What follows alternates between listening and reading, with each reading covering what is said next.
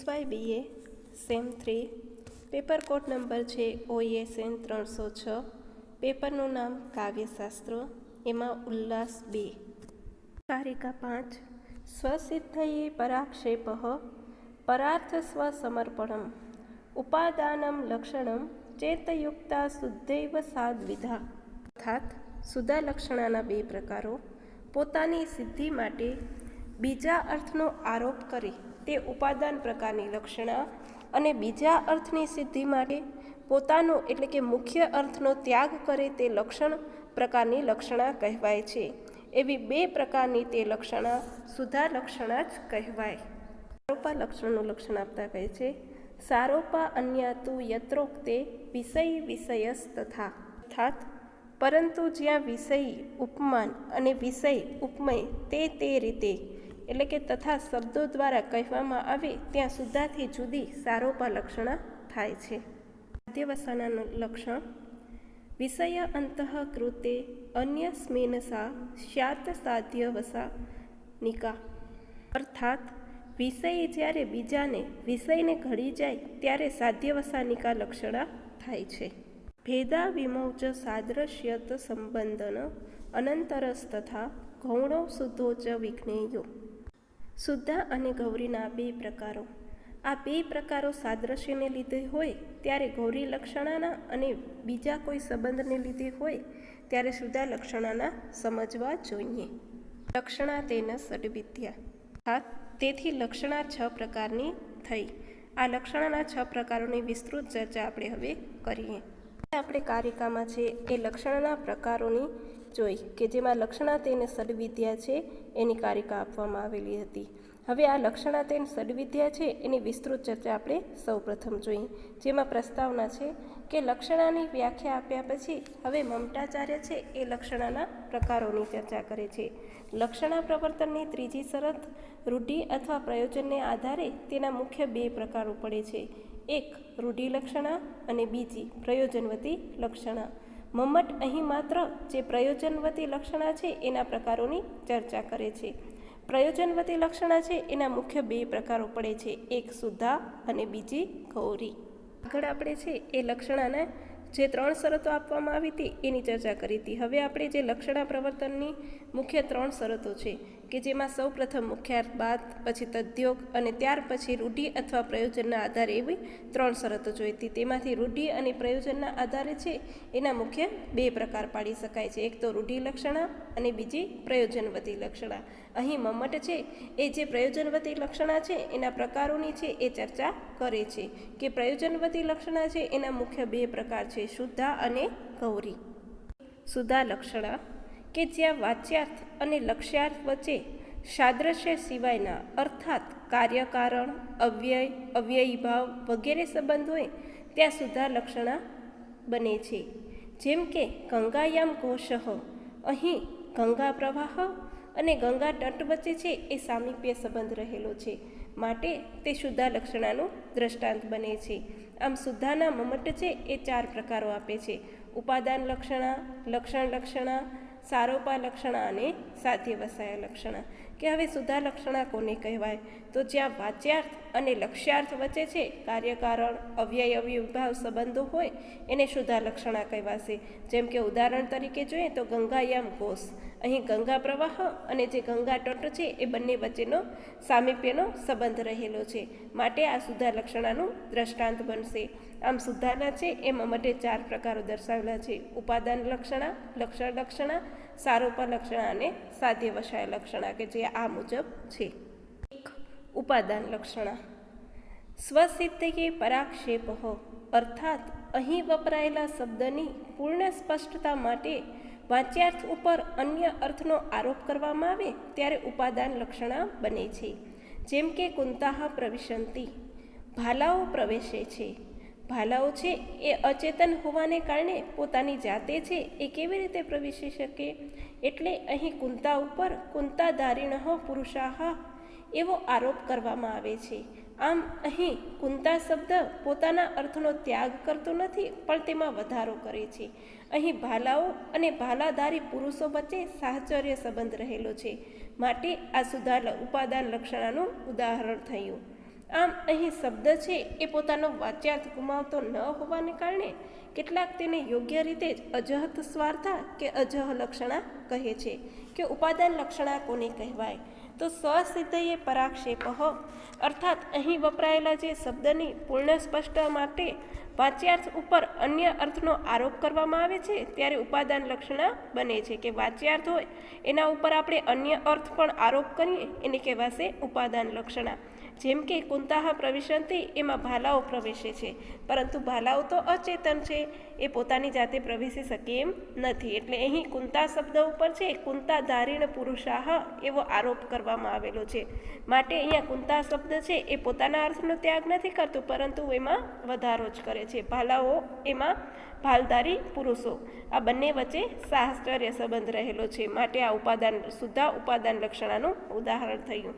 આમ અહીં શબ્દ છે એ પોતાનું વાચ્યાર્થ છે એ ગુમાવતો નથી અને તેના કારણે જ એને અજત સ્વાર્થ અથવા અજહલ લક્ષણા પણ કહેવામાં આવે છે. 2.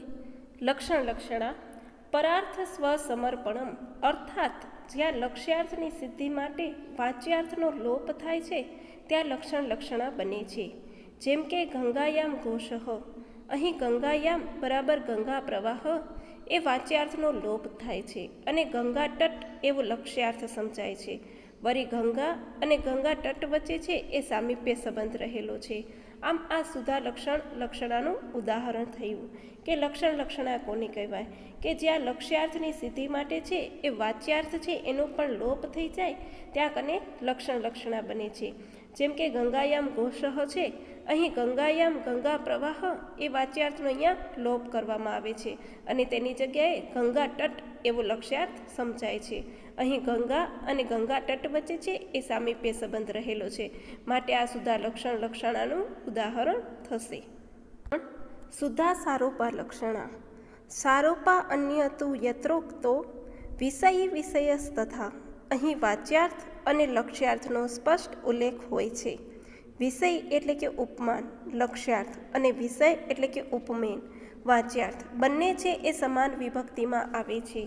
વાચ્યાર્થ અને લક્ષ્યાર્થ વચ્ચે સાદ્રશ્યેતર સંબંધો આવે છે. જેમ કે આયુર્ધુતમ ઘી આયુષ્ય છે, ઘી આયુષ્યનું કારણ છે. અહીં આયુષ્ય અને ઘી આ બંનેનો સ્પષ્ટ ઉલ્લેખ છે. બંને વચ્ચે કાર્યકારણ સંબંધ છે.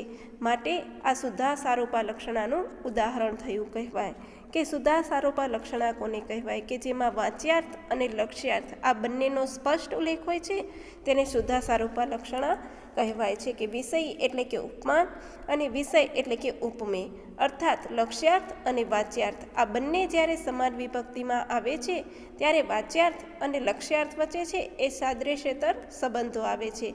જેમ કે ઘી આયુષ્ય છે, અહીં ઘી આયુષ્યનું કારણ છે. અહીં ઘી અને આયુષ્ય આ બંનેનો સ્પષ્ટ ઉલ્લેખ થયેલો છે. બંને વચ્ચે જે કાર્યકારણ સંબંધ પણ રહેલું છે. માટે આ સુધા સારોપા લક્ષણાનું ઉદાહરણ થશે. સુધા સાધ્ય વસાના લક્ષણા વિષય અંતઃ કતે અસ્મિન સા સ્યાત સાધ્ય વસાનિકા અર્થાત અહીં વાચ્યાર્થ લક્ષ્યાર્થમાં ભરી જાય છે. વાચ્યાર્થ અને લક્ષ્યાર્થ વચ્ચે છે એ સાદ્રશ્ય સંબંધ હોય છે. જેમ કે આયુરે વેદમ આ જ આયુષ્ય છે અર્થાત આ જ આયુષ્યનું કારણ છે.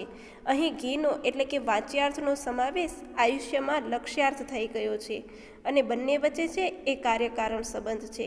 માટે આ સુધા સાધ્ય વસાયા લક્ષણાનું દ્રષ્ટાંત થયું કે સુધા સાધ્ય વસાના લક્ષણા છે એને કહેવાય કે જેમાં વાચ્યાર્થ છે એ લક્ષ્યાર્થમાં ભરી જાય છે અને વાચ્યાર્થ અને લક્ષ્યાર્થ વચ્ચે છે એ સાદ્રશ્યનો સંબંધ હોય છે.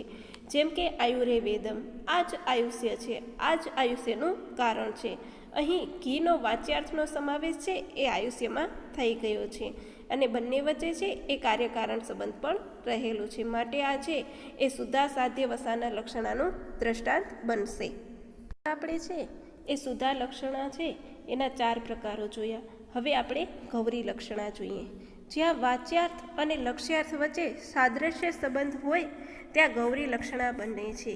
જેમ કે મોહન ગધેડો છે, અહીં મોહન અને ગધેડામાં જડતા, મૂર્ખતા, મંદતા વગેરે ગુણો છે એ સમાન પરે રહેલા હોવાના કારણે બંને વચ્ચે છે એ સાદ્રશ્ય સંબંધ છે. માટે આ ગૌરી લક્ષણાનું ઉદાહરણ બને છે. મમ્મટ છે એ ગૌરી લક્ષણાના બે પ્રકારો પાડે છે, એક સારોપા લક્ષણા અને બીજું આવે છે સાધ્યવસાના લક્ષણા. કે ગૌરી લક્ષણા એને કહેવાય કે જ્યાં વાચ્યાર્થ અને લક્ષ્યાર્થ વચ્ચે છે એ સાદ્રશ્ય સંબંધ હોય છે. જેમ કે મોહન ગધેડો છે તો અહીં મોહન અને ગધેડામાં છે એ જડતા, મૂર્ખતા, મંદતા વગેરે જેવા ગુણો છે એ સમાનપણે રહેલા છે અને આ કારણે એ બંને વચ્ચે સાદ્રશ્ય સંબંધ છે. માટે આ છે એ ગૌરી લક્ષણાનું ઉદાહરણ બનશે. અને મમ્મટ છે એ ગૌરી લક્ષણાના બે પ્રકારો આપે છે કે જેમાં એક છે એ સારોપા લક્ષણા અને બીજું થશે સાધ્યવસાના લક્ષણા. આની વિસ્તૃત ચર્ચા આપણે જોઈએ આગળ. ગૌરી સારોપા લક્ષણા. અહીં વાચ્યાર્થ અને લક્ષ્યાર્થનો સ્પષ્ટ ઉલ્લેખ કરવામાં આવે છે. બંને સમાન વિભક્તિમાં આવે છે અને બંને વચ્ચે છે એ સાદ્રશ્ય સંબંધ હોય છે. જેમ કે ગૌર વાહિક, વાહિક આખલો છે અર્થાત વાહિક આખલા જેવો છે. અહીં વાહિક અને આખલા એ બંનેનો સ્પષ્ટ ઉલ્લેખ થયેલો છે અને બંનેમાં છે એ જડતા, મંદતા વગેરે જેવા સમાન ગુણો રહેલા હોવાના કારણે બંને વચ્ચે છે એ સાદ્રશ્ય સંબંધ છે. માટે આ ગૌરી સારોપા લક્ષણાનું ઉદાહરણ થયું. કે ગૌરી સારોપા લક્ષણા એને કહેવાય કે જેમાં વાચ્યાર્થ અને લક્ષ્યાર્થ છે એ બંનેનો સ્પષ્ટ ઉલ્લેખ કરવામાં આવે અને બંને છે એ સમાન વિભક્તિમાં આવે છે. જેમ કે ગૌર વાહિક, તો વાહિક આખલો છે અર્થાત કે વાહિક આખલા જેવો છે. અહીં વાહિક અને આખલો એ બંનેનો સ્પષ્ટ ઉલ્લેખ થયેલો છે અને બંનેમાં છે એ સમાન ગુણો રહેલા છે જેવા કે જડતા, મંદતા વગેરે જેવા. આમ બંને વચ્ચે છે એ સાદ્રશ્ય સંબંધ છે. માટે આ સારોપા ગૌરી સારોપા લક્ષણાનું ઉદાહરણ થયું. ગૌરી સાધ્યવસાના લક્ષણા. અહીં વાચ્યાર્થ લક્ષ્યાર્થમાં ભરી જાય છે અને બંને વચ્ચે છે એ સાદ્રશ્ય સંબંધ હોય છે. જેમ કે ગૌરયમ, આ આંખલો છે અર્થાત આ આંખલા જેવો છે. અહીં વાહિકનો ઉલ્લેખ થયો નથી.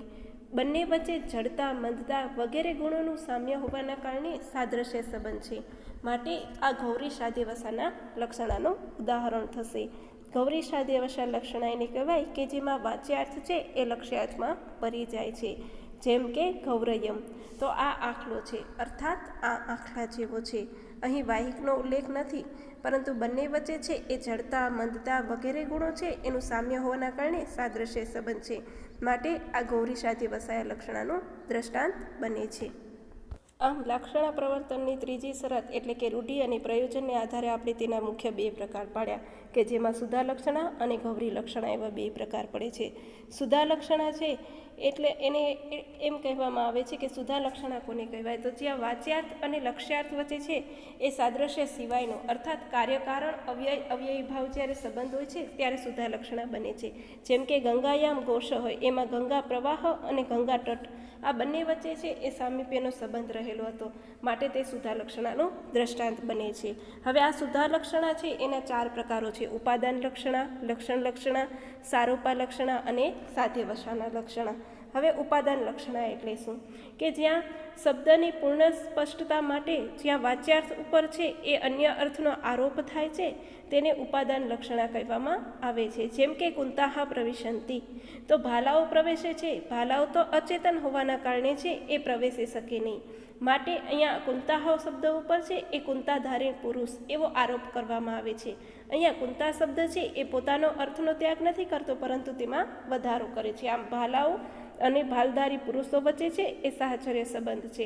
માટે આ સુધા ઉપાદાન લક્ષણાનું ઉદાહરણ થશે, જેને અજહત સ્વાર્થ અથવા અજહ લક્ષણા પણ કહેવાય છે.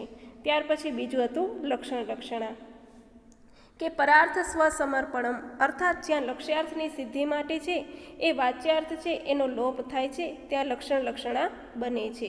જેમ કે ગંગાયામ ઘોષ, અહીં ગંગાયામ એમાં ગંગા પ્રવાહ એ વાચ્યાર્થનો લોપ થઈ જાય છે અને ગંગા તટ એવો લક્ષ્યાર્થ સમજાય છે. અહીં ગંગા અને ગંગા તટ વચ્ચે છે એ સામીપ્ય સંબંધ પણ રહેલો છે. માટે આ સુધા લક્ષણાનું ઉદાહરણ થશે. ત્યાર પછી ત્રીજું હતું સુધા સારોપા લક્ષણા કે જ્યાં વાચ્યાર્થ અને લક્ષ્યાર્થ આ બંનેનો સ્પષ્ટ ઉલ્લેખ હોય છે તેને સુધા સારોપા લક્ષણા કહેવાય છે અને બંને છે એ સમાન વિભક્તિ પણ આવે છે કે વિષય અને વિષય એ બંને છે એ સમાન વિભક્તિમાં આવે.